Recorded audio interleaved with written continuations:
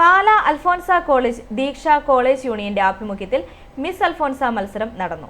രണ്ടാം വർഷ സുവോളജി വിദ്യാർത്ഥിനി ഐശ്വര്യ സുനിലിനെ മിസ് അൽഫോൻസയായി തിരഞ്ഞെടുത്തു. മിസ് കേരള 2024 ഫസ്റ്റ് റണ്ണറപ്പായിരുന്ന അരുന്ധതിയൻ മുഖ്യാതിഥിയായിരുന്നു.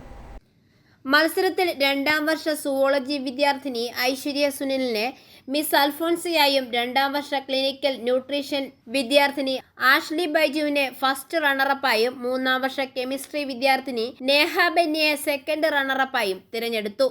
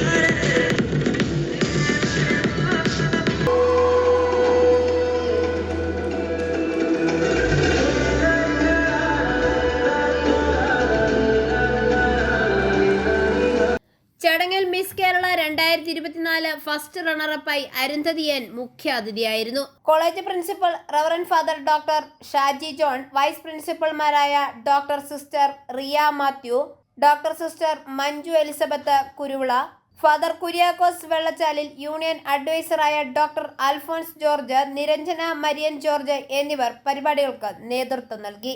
ഐഫോറിയ ന്യൂസ്, പാല.